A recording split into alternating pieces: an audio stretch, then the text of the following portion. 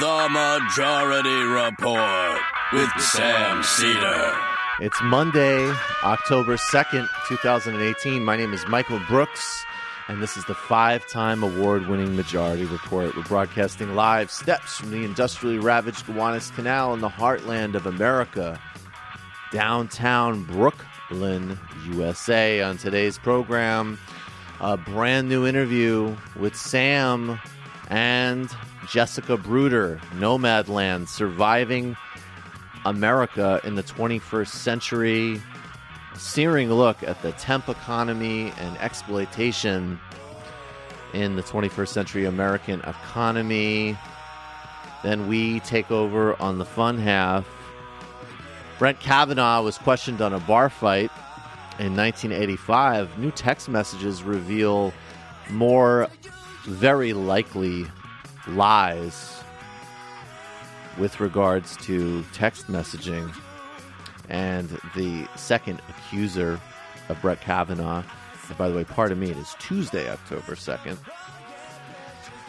Plus, White House officials agree to expand the Kavanaugh probe a bit as McConnell pushes towards a vote towards the end of the week. And Trump's family separation policy was, quote, flawed from the start, according to a watchdog. That sounds a very mild criticism. Generous. Yeah, a very generous criticism of a obscene policy. The U.S. has just made life harder for the LGBT diplomatic community at the United Nations. We'll explain that. The Pentagon is having trouble recruiting immigrants. There's a surprise. And the Trump administration, just on the side, looking to weaken mercury emission standards because, you know, why not? It's the same administration banking on a 7-degree temperature rise over the next 100 years. And let it wash over you, folks. Let it wash over. Let the carbon wash over you. Democrats are polling well nationally, but Matt's favorite senator, Heidi Heitkamp, she is in serious trouble. Not looking good. Not looking good. How will that affect her vote? Amazon responds to waves of global protests, labor activity, and public pressure, raising wages. A small step in the right direction. A lot more that we need to do. And much, much more, including Kanye West's attempt to broker a meeting between Colin Kaepernick and Donald Trump. The United States and Canada and Mexico have reached a sweeping new NAFTA deal. But will that change when Andres Lopez Obrador takes office? All that and more on today's Majority Report. Everybody's here. Sam is en route to Las Vegas, and you will be hearing from him in a minute with both an interesting read and a good interview. But let's start with Ben Shapiro, one of America's leading intellectual lights. As people always say with Ben Shapiro, or people don't always say this. I think increasingly people are not saying this, thankfully. But there was a period of time where he was in the, even if, you disagree, you got to admit he's smart category. Who was saying that? Well, I think like the New York Times when they called him a cool kid's philosopher, as an example. Let's watch. Because the New York Times knows so much about being cool. New York Times is really at the cutting edge of cool. Let's watch Ben Shapiro philosophizing. He has on a guest, Code Pink National Director, Ariel Gold. There's a lot going on here, including, I think, a little bit of bar mitzvah feelings. I'm not sure. I don't want to impute anything, but you're saying he's afraid of girls? I'm saying that Ben Shapiro's a little rattled by a lot of elements of this exchange. And like Matt made the point before the show, this is also a good example, if you keep your cool and you present it well, which she does, how to sort of knock somebody like this off of their game, especially within tight parameters on a cable news segment. Let's check this out. Canceling classes for the students. I am thankful that we live in a country that still values dissent and protest. That's much more than we can say right now for the apartheid state of Israel. Whoa, not sure where that came from, and that's a lie. But I think we'll save that lie for another time, since we actually have other topics to get to. Suffice to say that Muslims in Israel have more rights than Muslims any place in the Middle East by a long shot.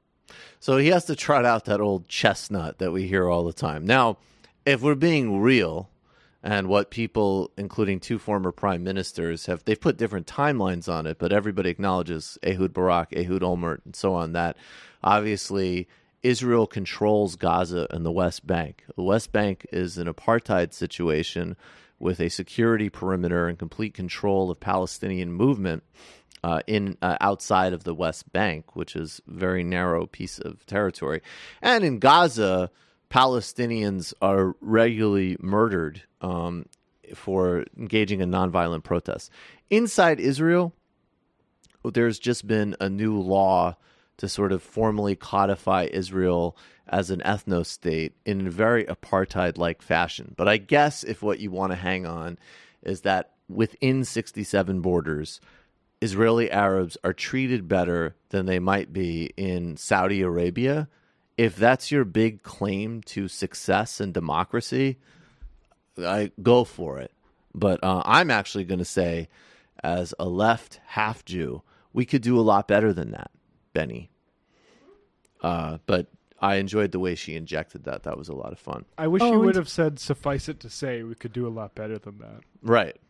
Exactly. We have an ad that Sam really wanted to read. And then we have an interview that Sam did. This is a really good book. This is yet another sort of important deep dive about the nature of our modern economy with Jessica Bruder. And then, so we're going to play this ad, and then we'll play the interview, and we'll be back and take you to the fun half. Hey, folks, check this out. Not the typical thing that we advertise on this show, but you'll hear why in a moment, why I feel pretty confident about this. So Third Love, they use thousands of real women's measurements, and Third Love designs its bras with breast size and shape in mind so that they fit impeccably and feel even better. And now, since adding 24 new sizes, Third Love offers the most options of any brand, a total of 70 sizes.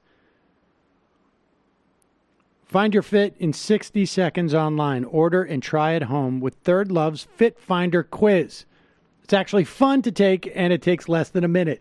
No more awkward fitting room experiences. This is hands down the most comfortable bra you'll own. From premium ultra-soft smoothing fabrics to expert design features like straps that don't slip, the details make the difference. The labels are even tagless, so they're not itchy. And because Third Love guarantees a perfect fit, returns and exchanges are free and easy. Now, obviously, I do not wear bras, but they offered us one to try out, or not a specific bra, but a freebie. And a friend I had try it out. I did at one point get a text from her, and I didn't know what the process was. And there was this graphic that had it was drawn with the different images of breasts. And she was like, what, how would you describe my breasts? And I thought, I didn't put two and two together. And I thought it was just a random request. And I was like, I guess this and this. And then it ultimately was because she was ordering a bra. And here's what she said. I asked her for a testimonial. I like they don't have a zillion options, so it's easy to choose something quickly. The fit is great. I usually have to return most bras I order online, even though they're in my size. I ordered two, and both fit. That almost never happens. Super comfortable for an everyday bra, but not as boring as most T-shirt bras. Subtle, cute details, so I don't feel basic. There you go, folks. Third Love knows there's a perfect bra for everyone. So right now they're offering my listeners 15% off your first order. Go to thirdlove.com/majority now to find your perfect fitting bra and get 15% off your first purchase. That's thirdlove.com/majority for 15% off today. I could sleep. I could sleep. I could sleep. I could sleep. When I lived alone, is there a ghost in my house? I could sleep. I could sleep. I could sleep. I could sleep.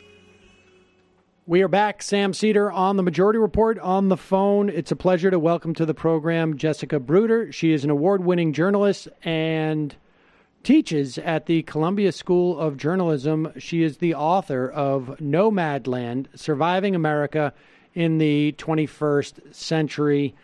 Jessica, welcome to the program. Thank you.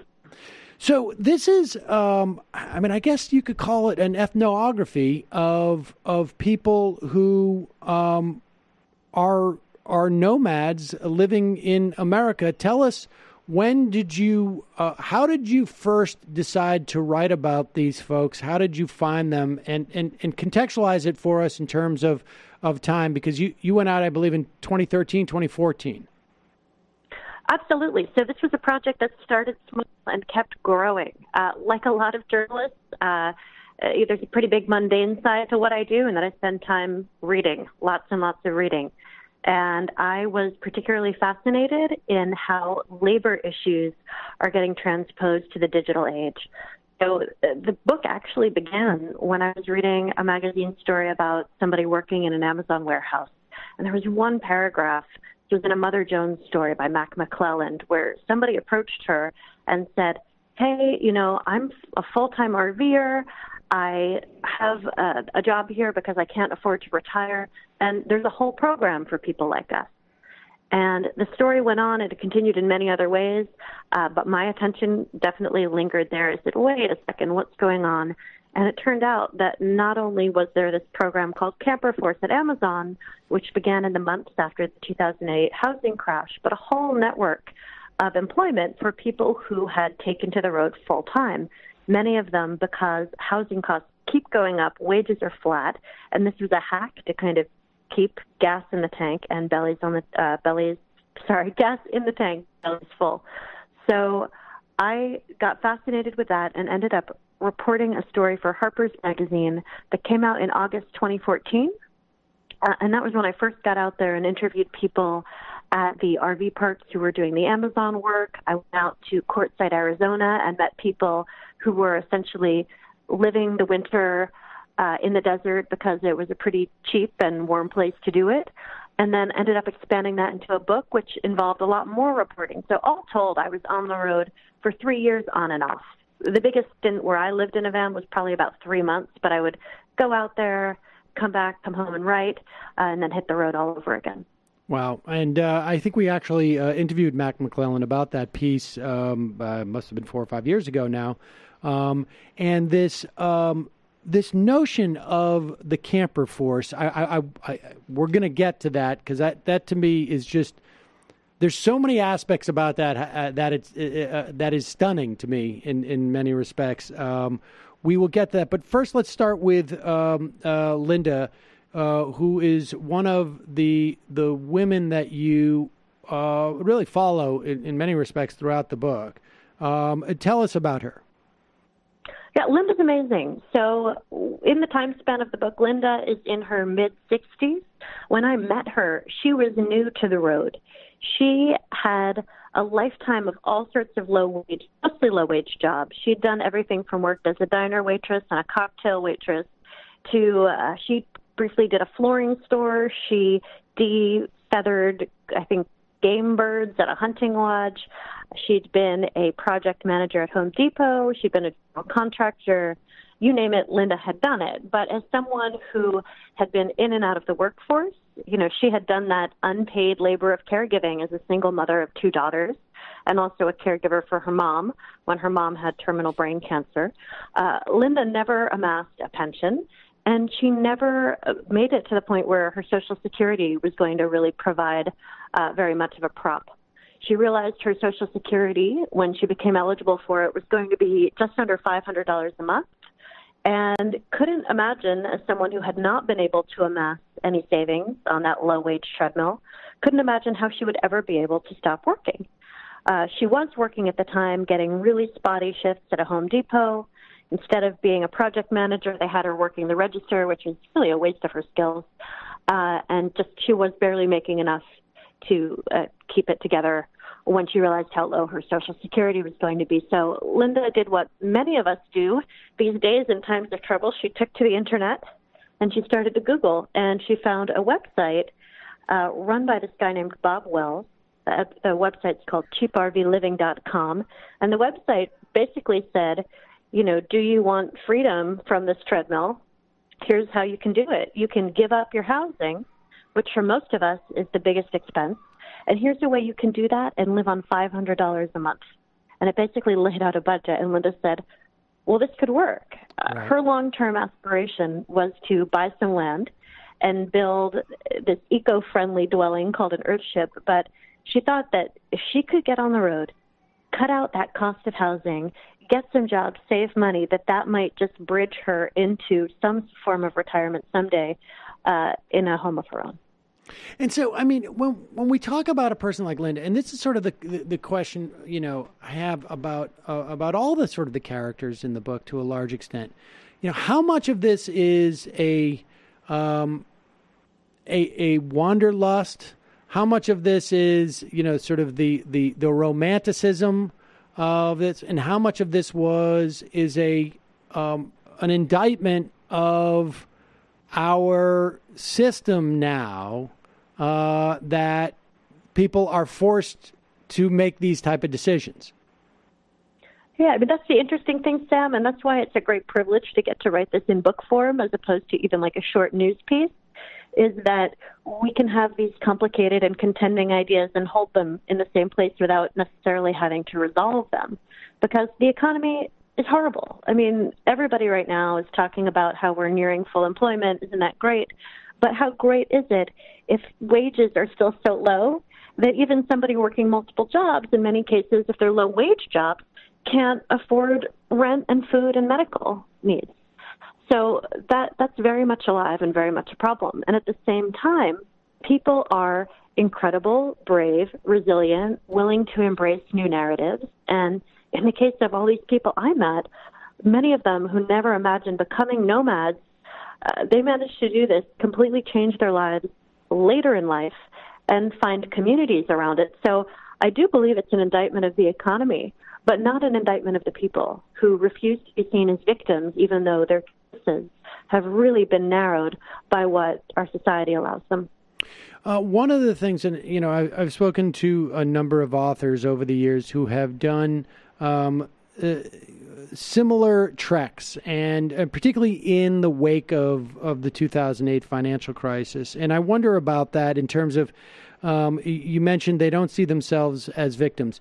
Do they see themselves in their predicament as a function of their individual choices, or is there a consciousness that there was something systemic that was operating at a higher threshold, or I guess at a higher plane, that really put them into this situation? No, what you bring up is really important, actually, because I think they're both there. I think on one hand, right now, the dominant discourse in this culture of ours is that you can't be working and be poor. That basically if you're poor, you're lazy. I mean, all of these corrosive and completely untrue messages, which not only are lying to people, but are a great way to shame people, and shame is a wonderful way to keep people down. So that's happening. But by the same token, people do recognize there's something bigger, because I think they also, instead of just saying, I've been screwed, and then finding a way to live with that, just in terms of setting up a mental framework, they can also get to be conscientious objectors from our consumerist society. They know that it's a rigged game. They know that the bankers were never punished. Many people I met had lost homes or equity in homes in the 2008 crash. I mean, gosh, I met somebody out on the road who in his 70s was now walking 15 miles a day in an Amazon warehouse on concrete. And he'd been the former vice president running product development for McDonald's corporate in the 70s and lost everything in the crash because of some bad investments. So it's all over the map. I think I'm excited when instead of seeing internalized shame, I do see people saying, you know, I'm going to claim this as a way out of a really corrupt culture because, yeah, it's not that it's easy to live this way, but it's giving me some agency in a world where otherwise I might not have much. Is there, does any of that sense of agency or does it, any of it transform into a different or a greater political awareness or political activism or just a sense of how politics plays into this? You know, I wish it did, but by the same token, when people are living hand to mouth and trying to think about, all right, where's my next job? What am I doing the next day? Everything is so immediate that, you know, these aren't the people who are necessarily doing lots and lots of petitions. I think I see them as almost post-political. When Trump was elected, and I just finished reporting the book, people were saying, oh, are these the people who voted for Trump? And I was saying, you know, I hate to disappoint you, but these people are almost post-political. They're disenfranchised. Many of them can't vote because you need to have an address, but when you're nomadic, you're often not anywhere near where your fake address is. So if you're not around when the polls are open and you're not in one of the few states that allow mail-in voting, you know, you're out of the loop. So I think a lot of them just feel like the system's a mess. They are saving themselves and that their vans and RVs are almost lifeboats from the world we're living in.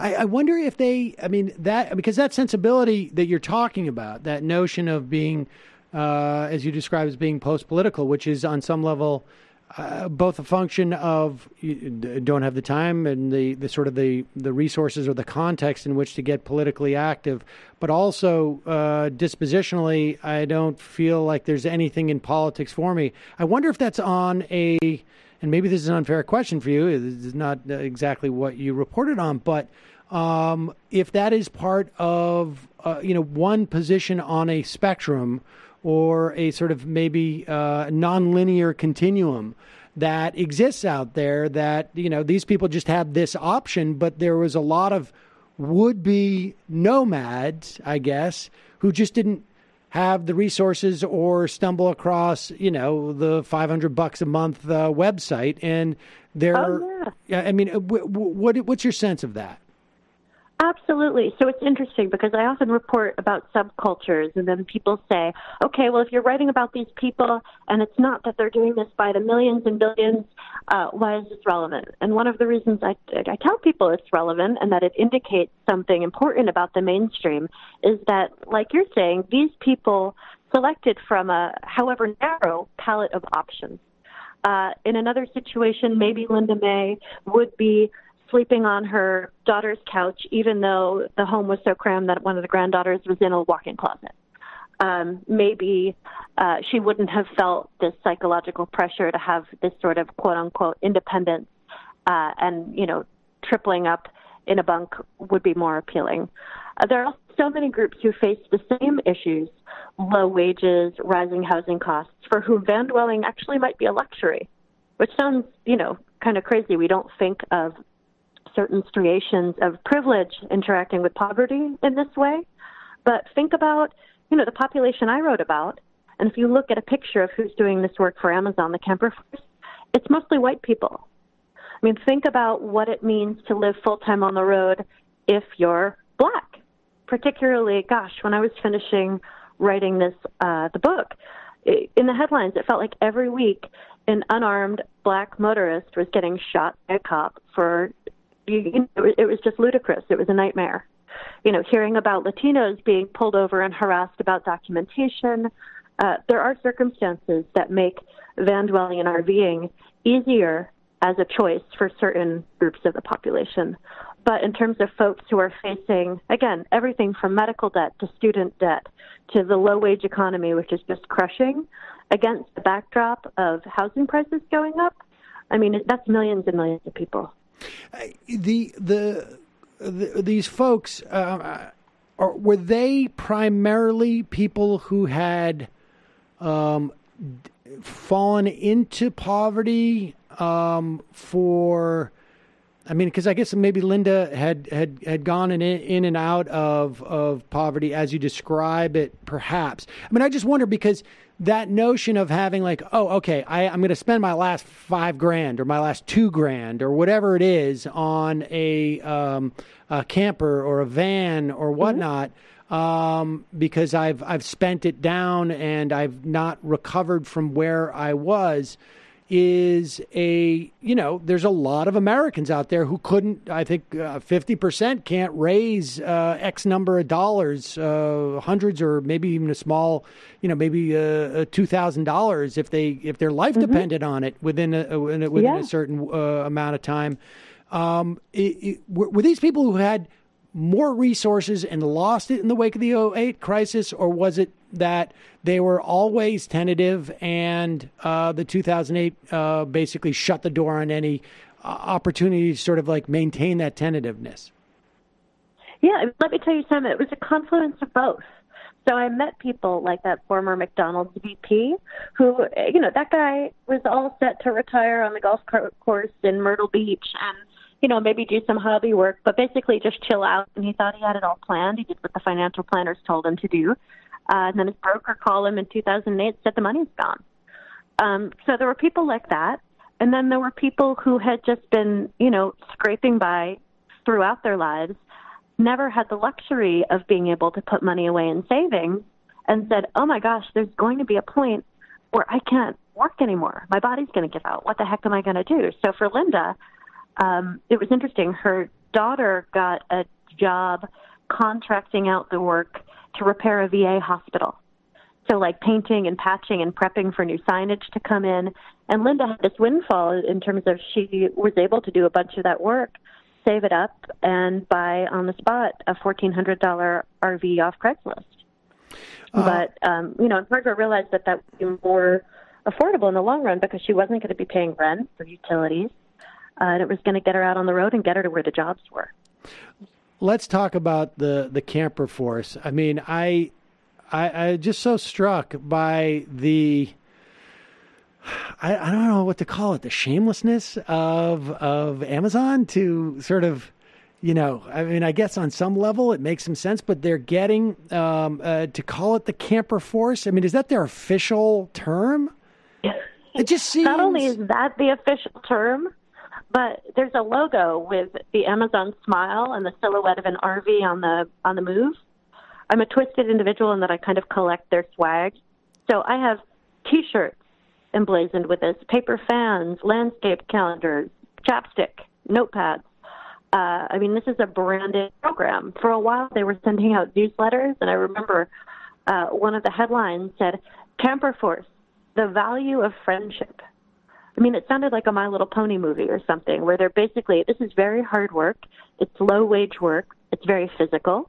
For people who have, who are in older bodies, it's really, really difficult. But a lot of the marketing is, hey, come on, you're going to make friends, save for travel, isn't this nifty? Which is pretty condescending. Is it me, or is it just like sort of sound like it says like, the disadvantaged force? Or they're taking advantage of these folks in some way desperation, and they're almost like celebrating it. And it's surreal. These folks are an employer's dream, right? Because they show up when they're needed for a short amount of time. They bring their own housing. They're not around long enough to organize or ask for benefits or protections. They go when you don't need them anymore. People, it's a management, I don't know if I could say wet dream on the radio, but it's just, it's a dream come true for them. And the language that markets it is super surreal. Another group that hires them is the Sugar Beet Harvest, American Crystal Sugar Company. And they make it sound fun too. They talk about come for the unbeatable experience. Like a lot of these jobs are very difficult jobs, but they're marketed to sound like summer camp, which is really, really surreal. And it would be remiss to say, like, this is the experience of tens of thousands, 100,000s of migrant workers. I mean, in some way, they're a domestic migrant worker force that are subject to probably the same opportunities to be exploited. In this case, Amazon gets a tax break for hiring them. Yeah, for some of them, again, if you're getting people off unemployment and into the ranks of workers, that's something that benefits them. So yeah, I mean, it's nuts. Well, okay, let's talk. So you touched on the fact that the one sense that you had in terms of why this constituency was so white was in part a function of perhaps just of concerns about being non-white in sleeping in your cars and whatnot. And do you have any other theories as to why we're seeing you saw only mostly white people? Yeah, I mean, I've got a few, and it wasn't.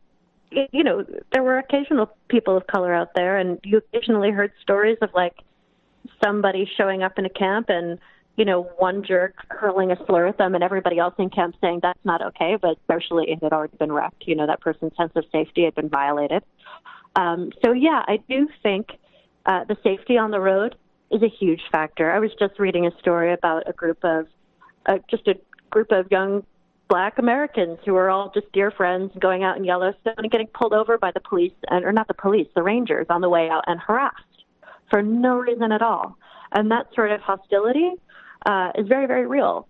So I do think that's an important factor. I also think that things like RVing and a lot of outdoor activities have been traditionally marketed towards a very white audience. So for people, again, there's so much shame around the challenge of making ends meet in this country that if you're looking to blend into a pre-existing culture that's accepting of whatever your station in life is, for people who are having a hard time making it and want a place that they feel is acceptable to go, for so many people historically, RVs is a recreational vehicle. Do you know what I mean? Like the last great pensioners going down the highway going to Niagara Falls. So if you want to blend in, it's a good way for that demographic to do it. And on some level, it is it's the American dream. It's just that it's not quite the American dream. Do you have any sense of like, relatively speaking, if this phenomena is new in the sense that, the analog from, and maybe it was from basically in the wake of the Depression. I don't know, because I'm just thinking as a kid, but Boxcar Willie and, the sort of the classic hobo with the handkerchief and, getting on boxcars and traveling the country. I mean, is there any type of data? I would imagine there's not, but I mean, is there any type of data to get a sense of at any given time in our history, there's been an X amount of people who have done something to this like this? Well, it's amazing. I actually get to talk in the book a little bit about the history of folks on the road in the States. And there was one point where Harper's Magazine and a bunch of economists were projecting that millions of people would be doing this. This was right after the advent of the house trailer in the wake of the Depression. There's kind of this amazing history of people going out on the road, and also just a backlash to that. Those people got othered in a form that almost sounds like modern xenophobia. It almost sounded like the way Trump would talk about Mexicans, right? Was how Americans were talking about these people on the road as these shiftless, mooching drifters, just this horrible language of prejudice, basically. So it has happened before. In terms of numbers, this is a demographer's nightmare because these people are on the road. Everybody has to have a fake address for mail, for voting, for insurance, all that stuff. So there's no way to count them exactly, but I definitely think that this is a tradition that has deep roots, people getting out and looking for opportunity. and just traveling the country. So, again, it is part of a longer tradition, although this flavor of it in particular seems to have been spiking since 2008. And is only growing. I mean, now we hear so much about the RVs parked in Silicon Valley. We hear a lot about millennials, although, of course, they want to make it hip and trendy and call it van life. But the reality is there that student debt and low-wage jobs are a real issue, and housing is expensive. So for a lot of people, there's just a huge confluence of economic forces that is really creating this boom in people getting out on the road. So the book came out about a year ago, I think, and just out in paperback. And it's just out in paperback.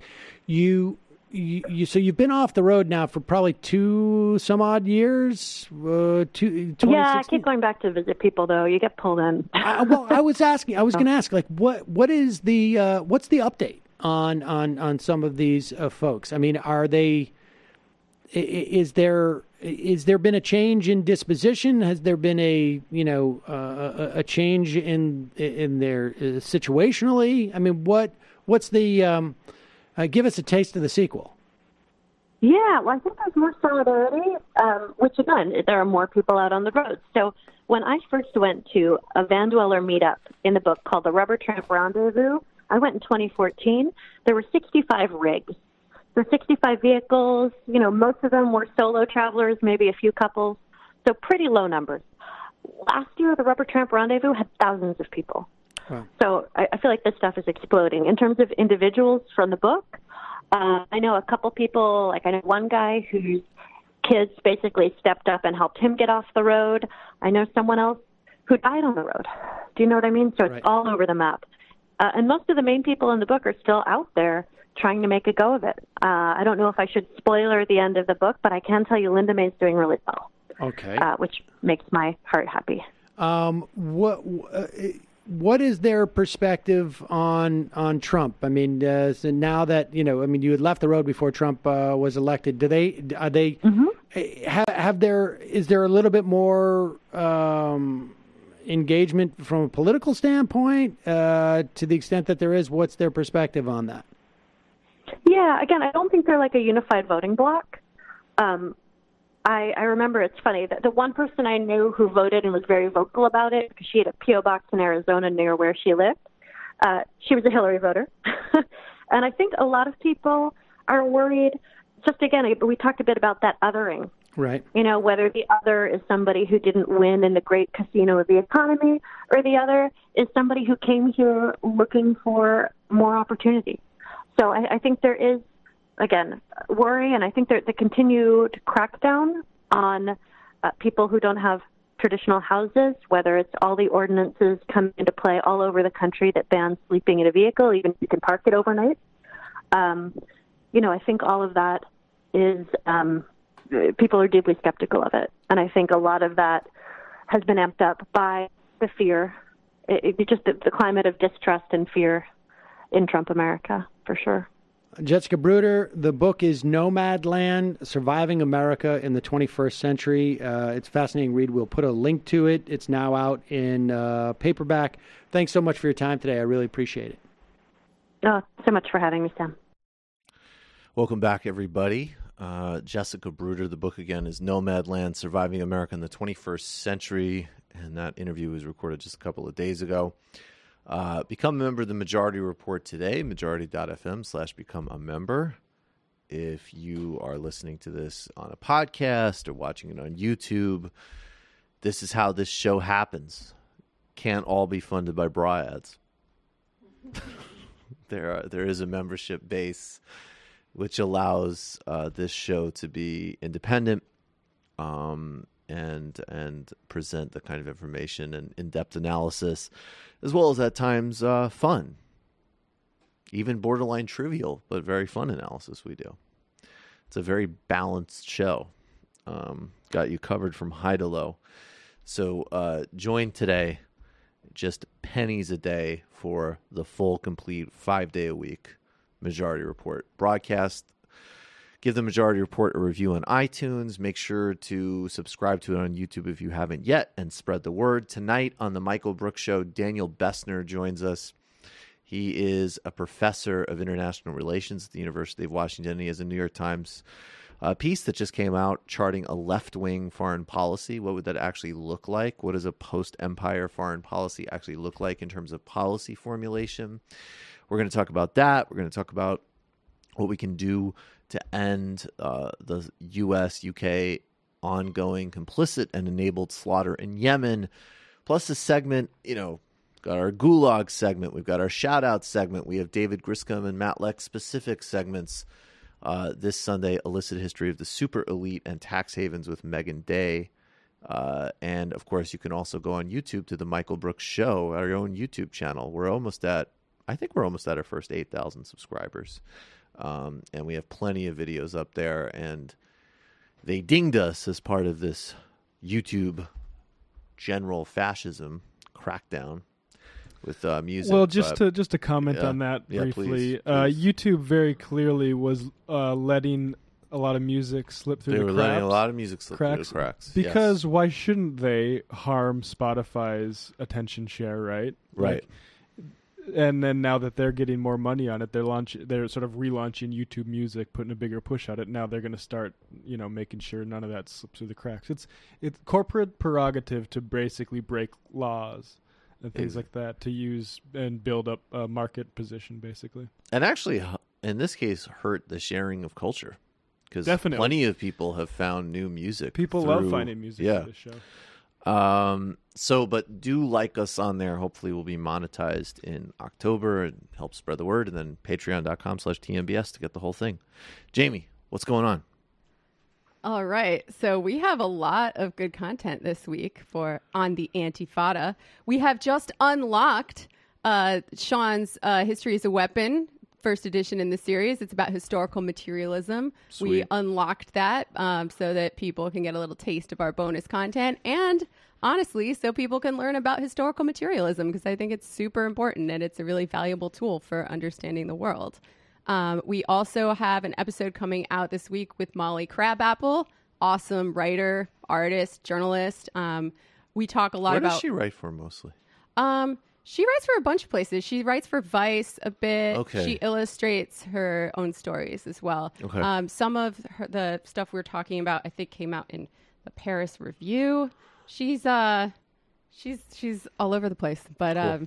She went to Puerto Rico recently and produced some really good journalism from there. We talk about the mutual aid that's going on there as a response to the disaster, and really what it says about prefigurative politics and the left. So the idea that we can sort of build these independent networks. It's a very old anarchist idea, right? Building a new society in the shell of the old. Because I think that like the Hobbesians out there would say, people need a strong leader, or people need capitalism to keep them in line and make them work, yada, yada. But I think the way people respond in these situations shows that that's not necessarily true. Yeah. Yeah, I think Rebecca Solnit, also wrote a good book about that. The idea that people people band together in catastrophe, and that if you studied Katrina properly, it wasn't people like looting and shooting each other. It was actually a lot of spontaneous community support for each other. Yeah, absolutely. That sort of thing. That's super interesting. Matt Leck. Literary Hangover. I'm continuing my reading for patrons of Catherine Maria Sedgwick's Hope Leslie. She's sort of like a founding and forgotten founder of American novels. You have something there? No, I was just turning. There's just a notification. Sorry, go ahead. Oh, and so I'm going to continue that. That's for patrons. Patreon.com/literary hangover. And I think this Saturday we're going to do a discussion on Corey Robin's The Reactionary Mind. Very good because book. I realized, I keep mentioning conservatives throughout Literary Hangover, and I think that's maybe the best book, at least I've found, that summarizes what's going on, at least ideologically. Sort of like a style guide for you, almost. Yeah, it's just good to have terms, because I think right. the way Corey Robin identifies reactionariness is sort of like a movement specific, liberation movement specific reaction, which isn't necessarily consistent over time. It's more tactical than that, and right. It's very interesting to see how it morphs over time. That's one of the things Literary Hangover monitors. So yeah, Morrison stays the same, right? Because, like, what's the difference really between William F. Buckley complaining about, like, Jews and liberals at Yale in the 50s versus Charlie Kirk memes? The difference between, like, say, My Lai or the massacre of the Pequot Indians is basically technological. Right. There you have it, folks. Subscribe to all of the great things. We wait with bated breath for Brendan's inevitable offering. We will see you on the fun half.